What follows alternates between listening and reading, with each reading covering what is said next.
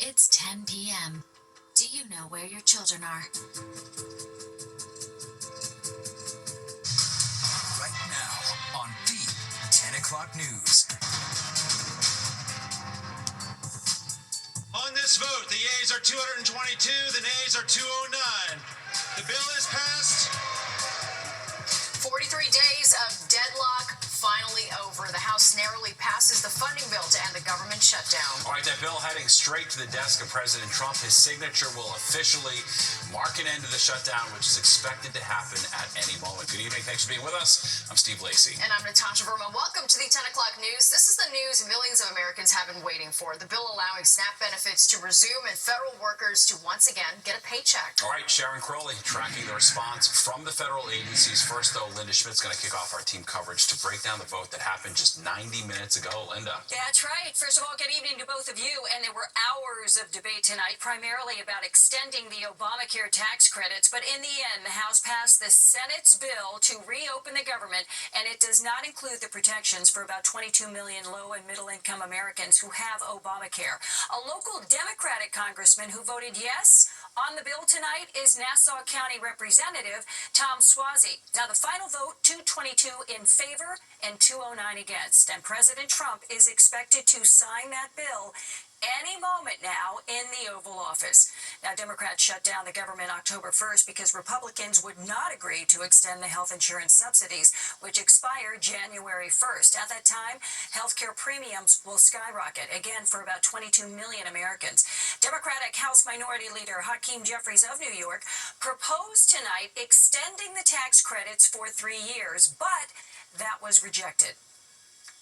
I'm proud of that achievement, but I'm really sad that it took us so long to get here. There was so much pain that had to be endured to get to this point. Voters are going to remember which political party played games with their lives. We will continue to fight to lower the high cost of living. House Democrats will continue to fight to address the health care crisis that Republicans have created. And House Democrats will continue to fight to extend the Affordable Care Act tax credits for tens of millions of Americans. This fight is not over. And Senate Majority Leader John Thune has already promised, and he has promised this for at least a week now, to the Democrats to bring the Obamacare tax credits up for a vote in mid-December. And that would set the stage for the next major fight on Capitol Hill. But again, we are waiting for President Trump to sign that bill in the Oval Office. It should be happening any moment now. Stephen, Natasha, back upstairs to you. All right, thanks, Linda. And we are on the verge of the government reopening, but it does not mean that SNAP benefits and the airports will just magically return to normal overnight. Fox 9 Sharon Crowley is tracking when agencies will start operating at full speed. Sharon? Yeah, that's right, Natasha. Congress has taken a major step, as we said, to reopening the government, but there's still uncertainty about when one of the most far-reaching impacts of the closure will be resolved, with all 42 million Americans who receive SNAP food and when they will have access to their full November benefits. A spokesperson for the U.S. Department of Agriculture, which runs the program, says the funds could be available upon the government reopening within 24 hours for most states, but the department didn't immediately answer questions that when that money would be available or loaded onto debit cards to be used by beneficiaries. I spoke a short time ago with Diana Ramos, who's an activist with Urban Justice and a SNAP recipient. Having the SNAP benefits fully funded, especially, coming into the holiday season, and so many are up in arms, everything's so up in the air with finances and things. It's really good to hear the government is, obviously opening up and that SNAP will be fully funded for December, because that's a awful lot of our heads. That's a release. And travelers are feeling the impact of the government shutdown, too. When can we expect flights to resume to normal after weeks of delays? Well, things will slowly improve as more air traffic controllers come to work. The FAA says it's still reducing flights now at 40 major U.S. airports by 6% for safety. And it's not clear, guys, how long this slowdown will be in place. The Transportation Secretary says the FAA's safety team will determine when the trend lines are moving in the right direction. Natasha? All right. We'll see, Sharon. Thank you so much. And stay with Fox 5 for updates as we wait for President Trump to sign the bill to reopen the government. We'll take that to you live. You can download the free Fox local app to take the news on the go. A 74-year-old woman killed in an apartment fire on the Upper East Side. 7 other people, including 3 firefighters who had minor injuries, were hospitalized.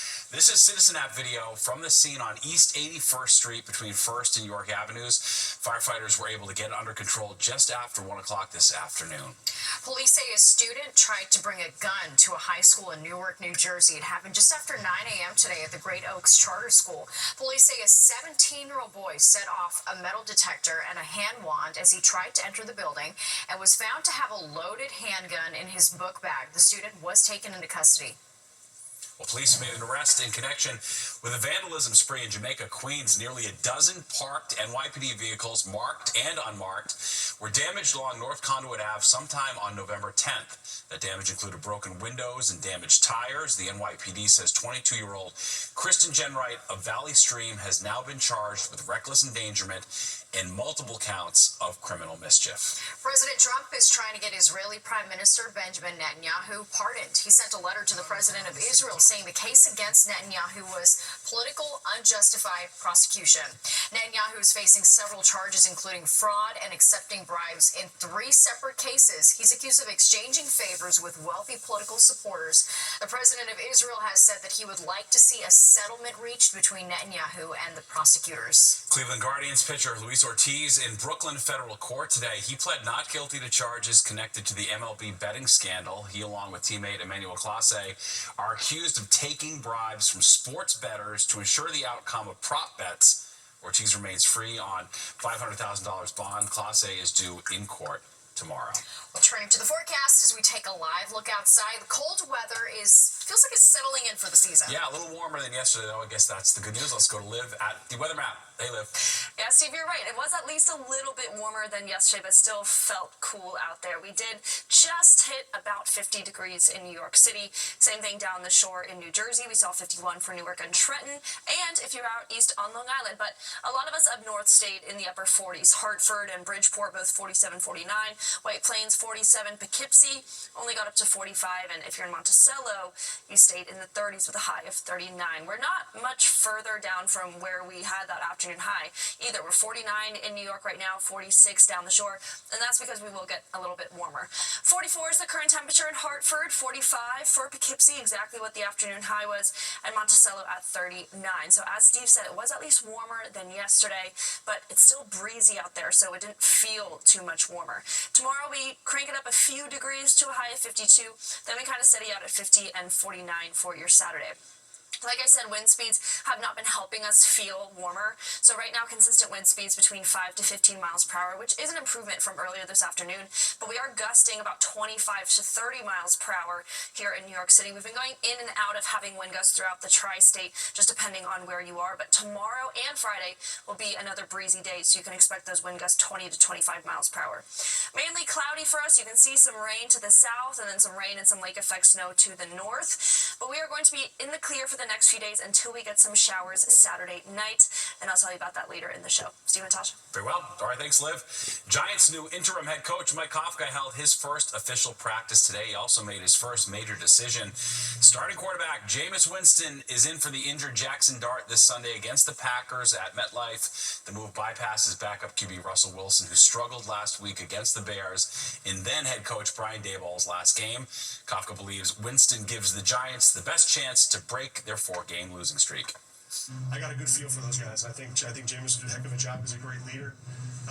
He has a lot of production in this league, and I think he's going to do a great job leading that group. I'm just taking it one day at a time, one play at a time, and I'm encouraging everyone else, just do your best. Like, that's all the fans want. The fans just want us to come out there and do our very best. Sunday will be the first time Kafka has ever been a head coach in the NFL. Well, you no longer need to travel to Vegas or AC to place a bet. Gambling is now available 24/7 in the palm of your hand. Yeah, and it's making the risk of addiction higher than ever. The important signs to watch out for. All right, the next generation of Kennedy will be on the ballot this midterm, while JFK's grandson is entering the race for New York's 12th district. An old foe turns into a supporter of the Elizabeth Street Garden. The possible motive, though, behind Mayor Adams' sudden plan to save the green space.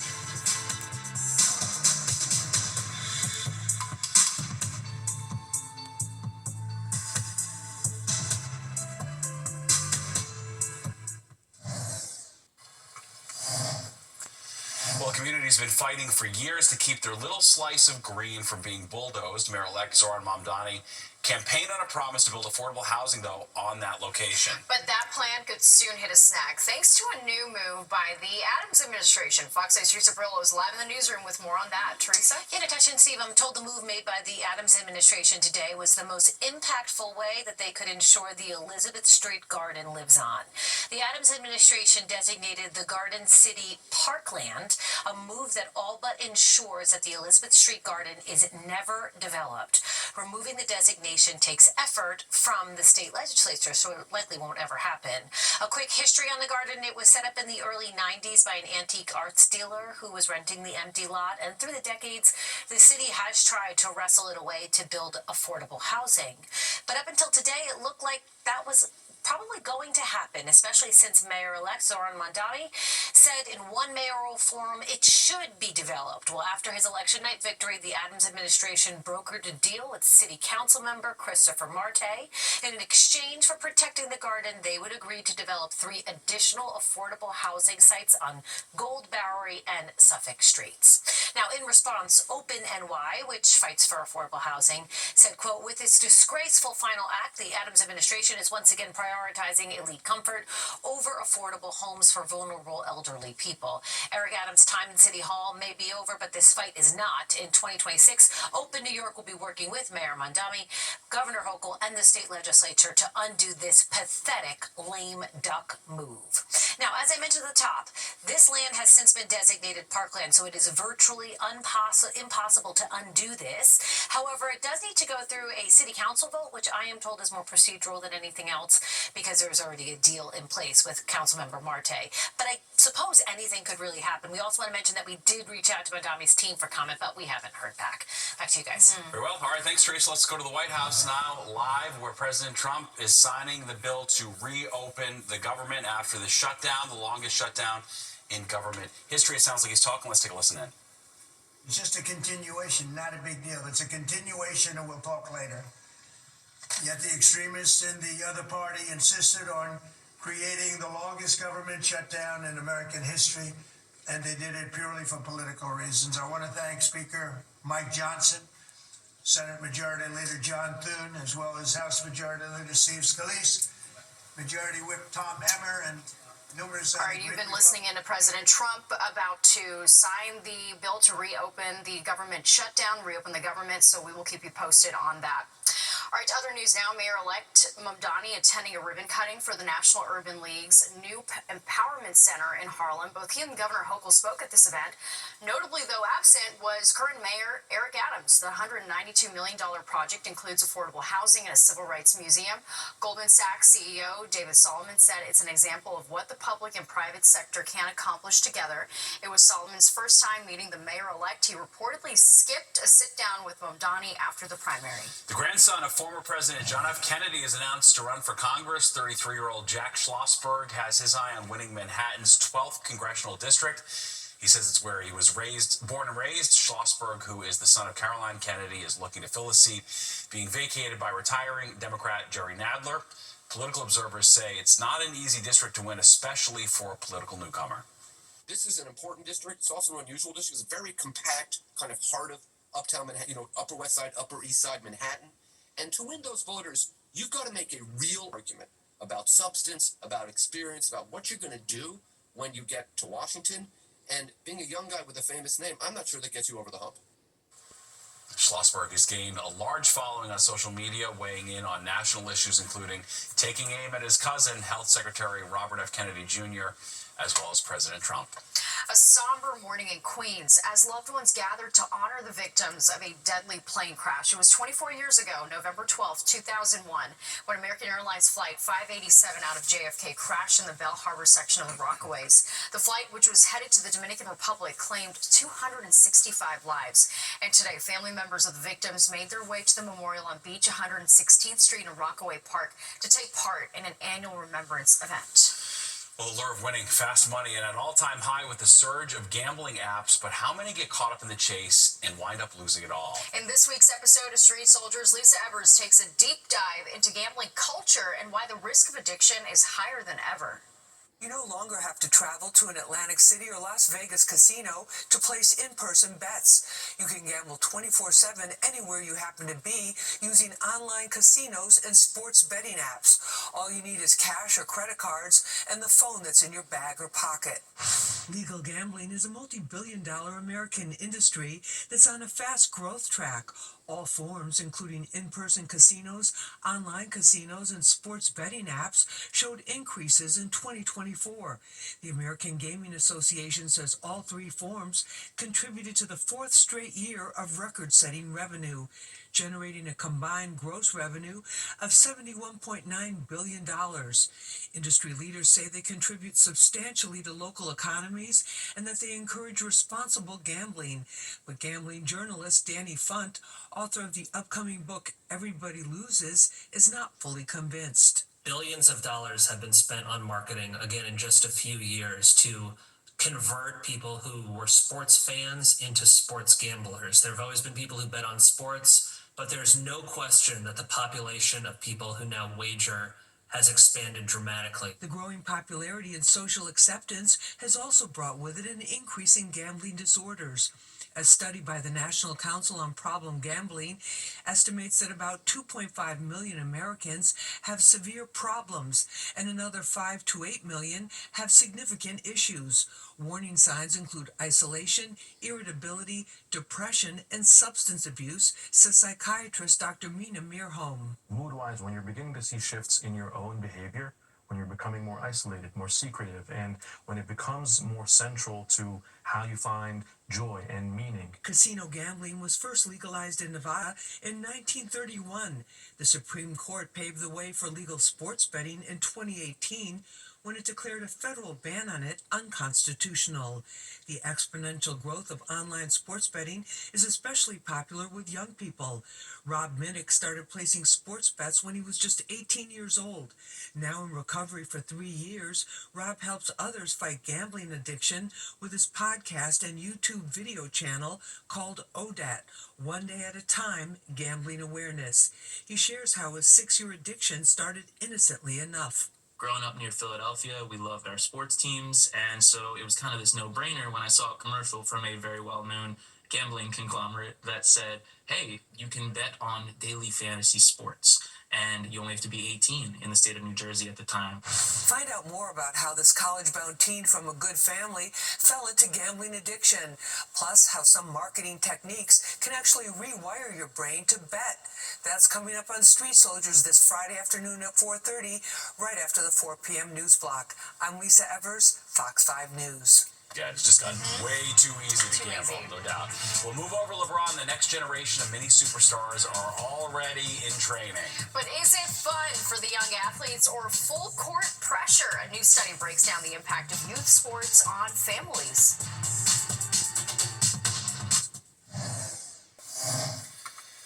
Parents spending a fortune for their kids to play sports. They think that their son or daughter might be the next Shaq or Serena Williams, but as Fox 5's Kendall Green shows us, all that pressure and money spent might not be worth it. Played soccer, and I ran cross country. Though Merritt's soccer and cross country days are in the rearview mirror, she and her dad, Richard, remember when. Well, when I was younger, he helped out with some of the coaching and kind of team management. So I think, And the transportation to and from practice and games. Merritt had the luxury of playing sports for fun. And while most parents don't aim for average when raising their kids, a new study shows the field of parents with beyond practical expectations is beginning to be a bit crowded. A Talker research study surveying more than 4,000 parents and coaches finds 1 in 6 parents believe their child is the next LeBron James. Nearly 3 in 4 parents feel youth sports are more professional than for fun. And it found that led athletes and parents alike to express that feeling of burnout at least twice a year. Now, psychologically speaking, pushing your kids a little bit too much may not be doing them a favor mentally. And that's not just me talking. I think there might be more pressure than ever before. Dr. Adam Weissman's a psychologist with New York Sports Psychology. And our expectations might actually be leading to more perfectionism and more self-esteem issues and identity issues. What do you say to parents who have that perspective and kind of push their children to burnout? I just think, you got to let the kids be the guide and let them make decisions about what they want to do. In general, make sure that we're helping our kids reconnect with joy, with purpose, with intention, with authenticity. And if we live our lives in that way, connected to ourselves and to others, then we're going to be okay. And so for all the parents out there, I think that's the recipe for success. Kendall Green, Fox 5 News. I think maybe the kids can stomach that reality, but the parents, they're in their own echo chamber. No, for sure. They get carried away big time. It takes over their life. Yeah. Well, a penny for your thoughts. Not anymore. All right, the 1 cent coin officially out of production. We're going to reflect on the changing times for this piece of American currency. And snatching chains and luxury bags. The NYPD is on the hunt for this person of interest. The alleged robbery spree quickly turning violent. Plus, some business venture gone wrong for Marriott. Why it caused the chain to boot dozens of guests from hotel rooms.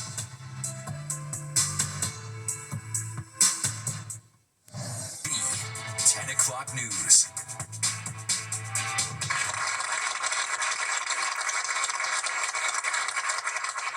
All right, 43 days later, the longest government shutdown in American history is over. President Trump just signing the bill moments ago. Welcome back to the 10 o'clock news. I'm Steve Lacey. And I'm Natasha Verma. The historic funding lapse touching the lives of millions. Federal workers going without pay, travelers stranded, and people lining up at food banks to get a meal. All right, Fox 5's Linda Schmidt live in the newsroom tracking the developments tonight. Linda. Yeah, that's right. And you know, there were hours of debate tonight, primarily about extending the Obamacare tax credits. But in the end, the House passed the Senate's bill that was passed on Monday night to reopen the government. And it does not include protections for about 22 million low and middle income Americans who have Obamacare.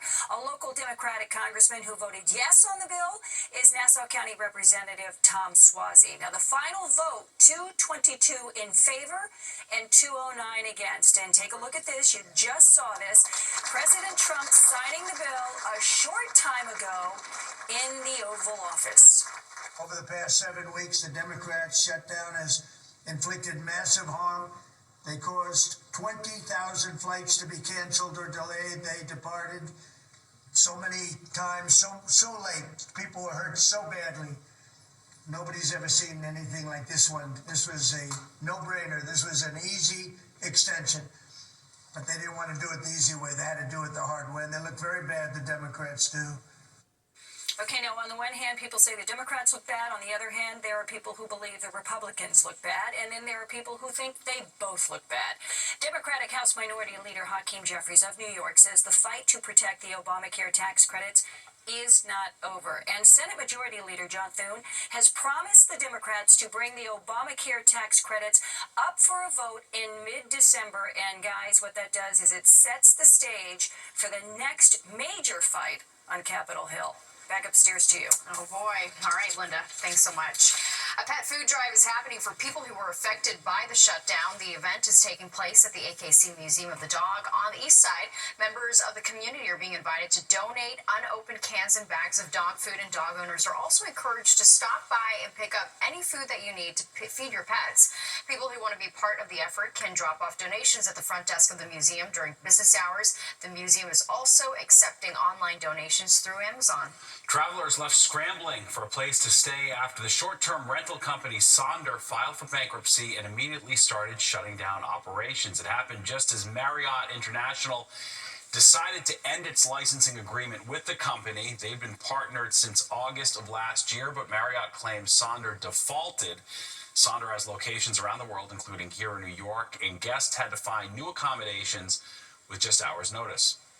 It was quite shocking. I mean, first time this has ever happened to us in our travels, and I was kind of surprised that I could see a small hotel going out of business, okay, but not something sort of underwritten by Marriott, something kind of carrying that brand name. Guests received 2 emails, one from Sonder saying their partnership with Marriott ended, and one urging them to vacate the premises as soon as possible. Another from Marriott explained what happened with the partnership and apologized for the disruption and inconvenience. Well, a robbery spree stretching across Manhattan and the Bronx turns violent when a suspect opens fire in Soho. And tonight, the NYPD is looking for a person of interest. Fox 8's Duarte Giordino is live in Lower Manhattan with the very latest. Quite the scene, Duarte. Quite the scene indeed. 17 victims so far. The latest one happened here in Soho on Monday around 9:15. That's when police say a man on a motorcycle was driving along the street, drove up to a 59-year-old man, then took out a handgun. What happened next is unclear, but the two started struggling and may have ended up on the street. And that's where surveillance video shows that you can see that person of interest limping towards his bike as he gets back on. At least one of his shoes is left on the street. Police say during this fight, he fired a single shot. He still managed to grab that bag and took off on Charlton. Now, in the screenshots, you can see him dressed in all black, wearing a hoodie, his face mostly covered, standing next to the bike police believe was used in at least 17 other attacks. Now, the pattern started in the Bronx back in September on the 14th when two people on a dirt bike pulled up on a 31-year-old man, flashed a gun, and stole his bike. Over the next several weeks, that robber hit again and again and again across the Bronx and Manhattan. Here's what the pattern shows. Most of the attacks happened during the day between 7:30 in the morning and 2:30 in the afternoon. Almost all of the victims were men, and each time a gun was involved and money, jewelry, or handbags were taken. And each of these crimes happened really fast. Can't overstate that. They're on a bike and they run. Take another look at this photo. Police say this is the person of interest. This is the person they want to talk to see if they can link all of these attacks that took place on a bicycle where they attacked someone and grabbed an item. Once again, police need your help to find the person of interest. In Soho, Duarte Geraldino, Fox 5 News. Yeah, it's pretty frightening for sure. All right, Duarte, thank you so much. And some New Yorkers are looking to move to the burbs. All right, critics of Zoran Mamdani say his mayoral win will drive the wealthy out of the city. A real estate agent weighs in on just how many people are actually preparing to leave.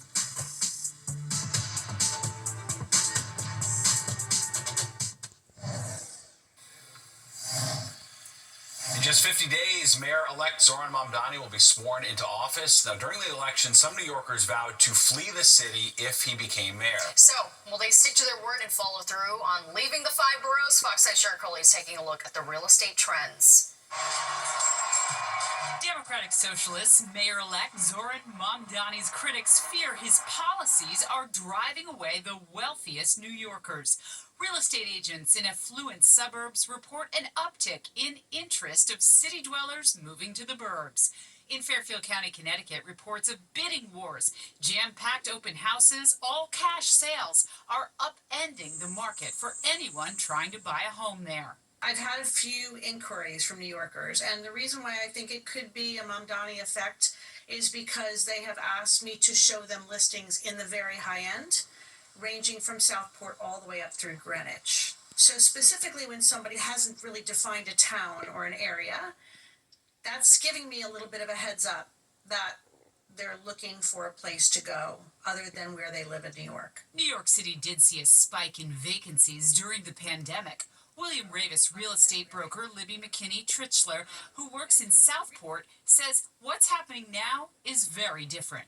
COVID was very different. It was an illness, it was life or death, and it was the unknown. And there were literally, gurneys out on the street of New York City. It was a panic. So that I find to be different than Mamdani. Vacancy rates for the rental market in popular neighborhoods in Manhattan and Brooklyn continue to remain very low, so an abundance of supply is not driving prices down. They're not leaving. You can't believe all the hype. Lisa Simonson is a real estate broker with Brown Harris Stevens here in New York City. She says data does not support a mass exodus from New York City. The numbers don't lie, and the latest numbers in terms of contracts, the contracts are up in New York City over 6% from last year. And interestingly enough, over $5 million contracts are up over 25%. So between my own personal experience and the numbers, I definitely am here to say everyone is not leaving New York City. So while there may be an increase of those considering moving to the suburbs, the data shows for now at least New Yorkers appear to be staying put. On the Upper East Side, Sharon Crowley, Fox 5 News. Well, hold on tight to your lucky penny. It may be soon to find one. Yeah, that's right. The coin minted for the last time. How New Yorkers are reacting to the penny's curtain call. Plus, Liv is here with the Check the Forecast. Hey, Liv. Hi, Steve. Well, it's been a cool one today, but temperatures are quite mild for the next few days. Today we only saw 49, but we'll be back into the 50s for your Thursday. But we do have rain on the way this weekend. I'll time it out for you after the break. New York City is delivering for you. Well, after 232 years, the penny has finally dropped. That's right. Today, the U.S. Treasury pressing the coin for the very last time. Fox 5's Richard G. Govis takes a look back at its life and legacy. The penny, born not soon after our nation in 1793. But times have changed, and so has the penny. No more is it made of copper, but copper-plated zinc.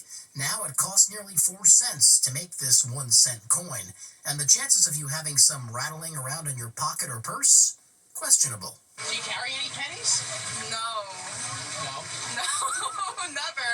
I don't think I've had cash in like 3 years. Well, here's more than a penny for your thoughts. The U.S. Mint on Wednesday pressed its last penny 1 year after Congress passed the Coinage Act, citing rising production costs and the digital age. Some call it senseless. I kind of would miss it. The 1960s, 50s, 40s, 1800s had more work. But then there are those who believe this is more than sensible. It's about time. I don't even know why we have change anymore. And it doesn't matter what era you're from, or in this case, still living in. These days, just about everything will cost you a pretty penny. But nonetheless, pocket change seems to be going by the wayside. It's annoying, and you pay a little more, it just keeps showing up. You got to dig or you're leaving. I'm fine without the pennies. Round it up. You have a penny. I do have a penny. Wow, we found. Are you a millennial? No, I'm Gen Z cusp. I found a Gen Zer with a penny. That's almost impossible. The U.S. Mint says the pennies will still be in circulation, and sometimes it's best to embrace change. What's next? Maybe the nickel's next to go. It's like a staple. Like, what are you going to throw into the fountain right over there for the good luck? That's just what I was thinking. But it's going to cost you a lot more when you're throwing something into the fountain these days. But maybe I have a penny. Let's see. No. Who am I kidding? I don't carry any currency, but I can recycle one. Here we go. One last time. To good health and good luck. That was fun. We're in Bryant Park, Richard G. Govis, Fox 5 News. Oh, can you do that? No, he's not allowed to. Oh, that's like he took bad a luck, wish right? away from someone, and God. re-wished. I'm just making it up. I have no idea, but that just feels illegal. Yeah, we're not going to miss a penny. Who cares, No. right? Yeah. No. All right, let's get a check of the forecast now with Liv. Hey, Liv. Hey, Natasha. Hey, Steve. Okay, so it's still going to be pretty cool for the rest of the week. We're settling into those temperatures that are feeling more like winter, less like fall. And we were well below average today. So we got to about 49 or 50 here in the city. Usually we're in the mid-50s. The record, that would have been a beautiful day, 76 degrees. That was back in 1879. Around the rest of the Northeast, cooler to the north, warmer to the south as it goes. 45 was the high for Boston. Throughout other areas of New York State, lower 40. So Albany just cracked 40 degrees today. Buffalo was 44. They dealt with a little bit of some snow and, of course, some cloudy conditions. Then to the south, we have 56 for Philadelphia. But then DC got up to 62. You see warmer air to the west, and that is making its way towards us. Around the rest of the country, this doesn't make us feel too good, right? Because we were almost 70 for Atlanta and Memphis. Parts of Texas still in the upper 70s, low 80s. So it still feels like summer for some areas, but us, like I said, really starting to settle into feeling more like winter. 49 is our current temperature, so we haven't gone down too much from that afternoon high. It's 50 for LaGuardia, 47 for Atlantic City. Mainly cloudy. Now, I mentioned this at the beginning of the show. Really, all we have to worry about for Thursday and Friday, and really today, are those wind gusts. So we'll still see wind gusts Thursday and Friday, 25 to 30 miles per hour. So not too bad, but just breezy enough to bring our feel-like temperature down a few degrees. So, area of low pressure is slowly moving away. That helped bring some lake effect snow and also a cold front that moved through the area. We have high pressure way down south and kind of in the Midwest, and they both get closer to us, but don't really impact us too much, other than the fact that in the next 2 days we will have more clear skies than we have the past couple of days. Now we'll be dry until Saturday night, where a similar situation returns. Area of low pressure up in Canada. You see a cold front following it, so that's going to bring us some showers, probably 8 to 9 p.m. Saturday. Takes us through our overnight hours, but Sunday will be a lot more mild, and that rain will stop by mid-morning. So Sunday shouldn't be too bad. Tomorrow morning when you head to work, it will be another chilly morning. Temperatures in the upper 30s mostly, but just 32 for Monticello at 7 a.m. But we will have more sunshine, but still going to be breezy, as I said. We do have a chance of a light sprinkle if you're north, maybe a little northeast or northwest of the city. But I wouldn't really worry too much about that. It's still a small chance, and if you do see any rain, it's not going to even be measurable. So 52 tomorrow, then we stay at 54 Friday. Again, dry, just breezy. Saturday, most of the day is fine, but we do have rain coming at night. That takes us into Sunday morning, but Sunday will clear up just nice, and it will be a high of 60. Then we start off the week dry with a high of 54 our Monday. Steve and Natasha? Well, all right. Thanks, Liv. Well, Country Grit goes artificial. The hottest new song isn't from a human artist, it's from AI. How the music world is reacting.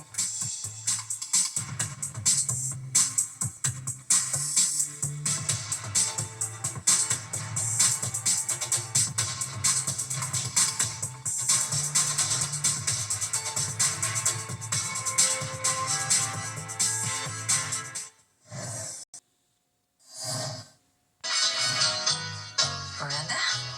Took you long enough? You That's are a breadcrumb right there. I know, What does it mean? iconic. I get chills. You're looking at the first trailer for the Devil Wears Prada 2, set to the tune of Madonna's Vogue. The teaser gives nothing away in the terms of the sequel's plot. Some breadcrumbs, like Steve Lacy just said. It simply features Anne Hathaway's Andy Sachs walking to an elevator after Meryl Streep's Miranda Priestley, who tells her, "Took you long enough." Emily Blunt and Stanley Tucci also return for the sequel. The Devil Wears Prada 2 is slated to be released in theaters on May 1st, 2026. All right, well, for the first time ever, a song generated by artificial intelligence is topping the charts. Walk My Walk by Breaking Rust is the #1 downloaded country song. It immediately drew criticism from the entertainment world, as Fox 8's Arthur Sheehan found out. Some feel it takes the heart out of country. Listen to this. Been beat down, but I don't stay low. Got mud on my jeans, still ready to go. What you're listening to here is Billboard's #1 country song in digital sales in America right now. Walk My Walk is the name by Breaking Rust, but it's not its melody or lyrics that's sending shockwaves through the music industry. It's the fact that it's not human at all, but entirely generated by artificial intelligence. It's really scary. It's a sobering moment for human musicians and artists, since this is the first time AIs reach the top of a Billboard chart, and other AI songs are climbing Billboard as we speak. As for Walk My Walk, on Spotify alone, it has more than 3.5 million listens, and that's not even Breaking Rust's most popular track. That one's been played more than 4.5 million times. Rocky Ramichandran is the real-life founder of Bespoke music label here in New York. He is, in his own words, shocked. Art has always been something that humans create through a process. It's, pain or joy or, the experience of life. And to completely remove humans from that and not let anyone know that that's the case is really problematic. Fox 5 sauntered over to the country music venue in Hell's Kitchen, the Waylands, to see if they're ready to tip their cap to AI-generated music. Chloe Byers herself is a country music artist, part of the duo that goes by Darlin. My honest opinion is that I think that it should be banned. And others, including Eddie, says if it makes it to our ears, we should at least be told that it's AI. You should be disclosed to the public that, oh, by the way, this wasn't a human being that created this. But I ain't slowing down, I was born to rise, so kick them rocks if you don't like how I talk. With no signs of slowing down, at least for the time being, artists may just have to listen to songs like these and kick rocks. In Hell's Kitchen, Arthur Chien, Fox 5 News. 2 thumbs down. I don't hate like it. it. Yeah. Hate it. What less of? It does sound like that Country Road song from like 5 years It ago. kind of does. Well, Lil Nas X. Yeah, exactly right. But no, I don't like where the future's going, folks. All right, there's more than 10 o'clock news straight ahead. We'll be right back.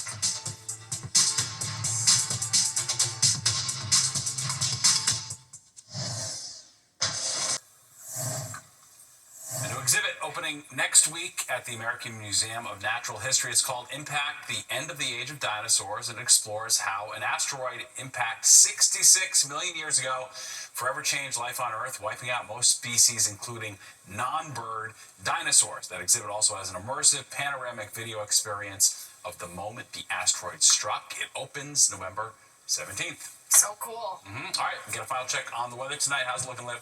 Well, Steve and Natasha, it's looking a little bit better. We will see those clouds gradually clear up, so we'll have mostly clear skies for the overnight hours, a low of 41. And then tomorrow we got up to 52, 51 if you're out east. Hartford and Poughkeepsie both 50. The only place that's really different is Monticello, just a high of 43. We kind of stay that way until the weekend, and we're dry until we have that rain Saturday night into Sunday, but then it clears up, and we will see 60 on Sunday. Looking forward to that. All right, Liv, thank you, and don't go anywhere. Good night, New York, with Crystal Young and Ryan Christopher is next, and you do not want to miss that. Okay, that does it for us tonight. If you missed any part of the 10 o'clock news, you can always catch an encore on our free streaming app, Fox Local. Where you can stream our newscasts anytime. Have a great night. We'll see you tomorrow.